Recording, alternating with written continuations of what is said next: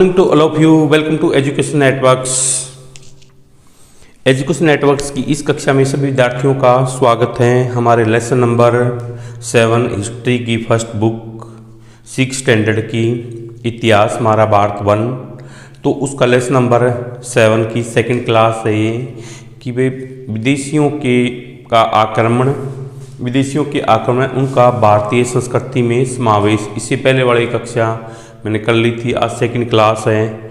उसमें आज के बारे में मैं बताऊंगा आपको। कुछ आक्रमणकारी थे इंडो ग्रीक पार्थियन, इनमें इंडो ग्रीक है के बारे में हमने थोड़ा सा डिस्कस किया था कि भाई 250 ईसा पूर्व में बैक्टीरिया के शासक डायोडोटस ने अपने आप को 250 ईसा पूर्व में स्वयं को स्वतंत्र घोषित कर दिया। उसके बाद क्या हुआ देखो जी आज की कक्षा में मैं आपके साथ डिस्कस करूंगा। So don't waste time, hurry up. Diodotus द्वितीय, यूथिडेमस प्रथम व द्वितीय एंटियोक्स प्रथम ने शासन किया। कहाँ? इंडो ग्रीक आक्रमणकारी में वही डायोडोटस द्वितीय, यूथिडेमस प्रथम व द्वितीय एंटियोक्स ने प्रथम ने शासन किया यानी राज किया। डिमिट्रियस प्रथम इस वंश का पहला शासक था। भाई डिमिट्रियस किसका? इंडो ग्रीक का पहला शासक कौन था? डिमिट्रियस। ठीक है, ये पहला राजा था जिसने भारतीय भूभाग पर, भारत की भूमि पर हमला किया और अफगानिस्तान और पश्चिमी भूभाग के प्रदेशों को जीता। मतलब भारत पर इसने किसने? डिमिट्रियस प्रथम ने भारत की भूमि पर हमला किया और उसने क्या किया भाई?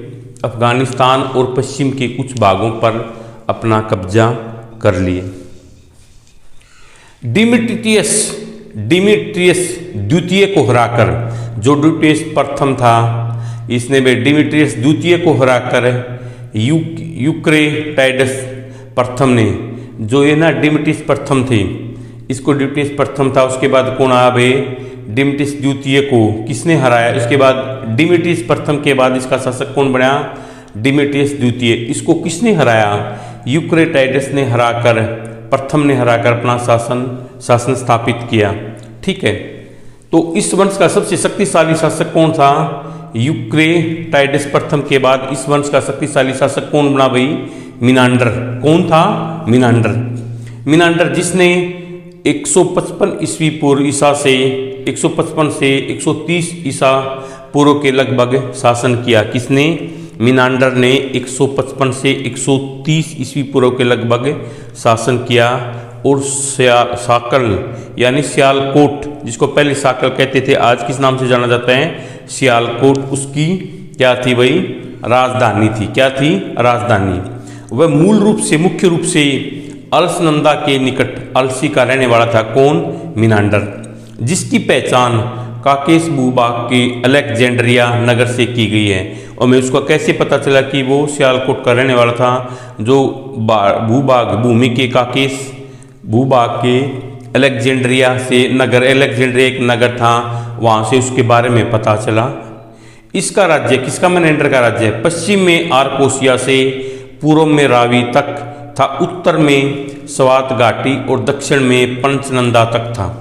किसका भाई? मिनांडर का जो साम्राज्य था, मिनांडर का राज्य कहाँ तक फैला हुआ था? पश्चिम में आर्कोसिया, पूर्व में रावी नदी तक था, उत्तर में स्वात घाटी से दक्षिण में पंचनंद तक था। तो मिनांडर ने भाई क्या किया भाई? साकेत व पाटलिपुत्र पर भी आक्रमण किए। साकेत और पाटलिपुत्र दो जगह के नाम थे, इन पर भी उसने मिनांडर ने आक्रमण किया और विजय प्राप्त की। पंतजलि के महाभाष्य, युग पुराण की गार्गी संहिता व कालिदास के नाटक मालविका काग्निमित्रम, कालिदास के कौन से नाटक थे भाई? मालविका काग्निमित्रम से आक्रमणों की जानकारी, मतलब इसने यहाँ पर आक्रमण किए थे पाटलिपुत्र व साकेत से। इसकी जानकारी में किससे मिलती है? पतंजलि के महाभाष्य, युग पुराण की गार्गी संहिता और कालिदास के मालविकाग्निमित्रम आक्रमणों से जानकारी मिलती है। इसने सोटर व डिकेआइस की उपाधियां धारण की हुई थी। किसने? मिनांडर ने। आपसे पूछ सकते हैं भाई इस इससे कौन कौन से इंपॉर्टेंट क्वेश्चन बन सकते हैं? देखो,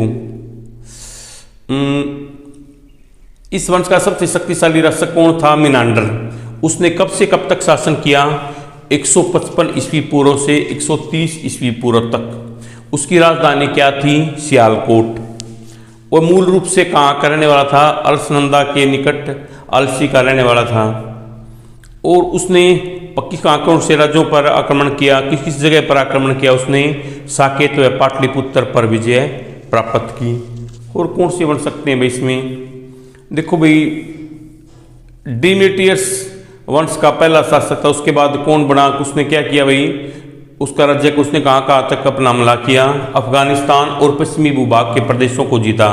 उसके बाद कौन बना? डिमेट्रियस प्रथम के बाद कौन बना? डिमेट्रियस द्वितीय बनाया। उसको किसने हराया? यूक्रेटाइडस प्रथम ने हराकर अपना शासन स्थापित किया। जो हमारा आज का टॉपिक था भाई इंडो ग्रीक, ये हमारा यहीं पर समाप्त हुआ। आगे वाली कक्षा में नेक्स्ट क्लास में मैं आपके साथ नेक्स्ट टॉपिक पर डिस्कस करूँगा। सो आई होप यू आज की क्लास आपको अच्छी लगी होगी। इसके बारे में please give me your review in comment box and write down this important question in your notebooks. आज के लिए इतना ही काफ़ी। Meet you tomorrow in next class with some more important question of related with lesson number 7 विदेशियों के आक्रमण में उनका भारतीय संस्कृति में समावेश। थैंक्स।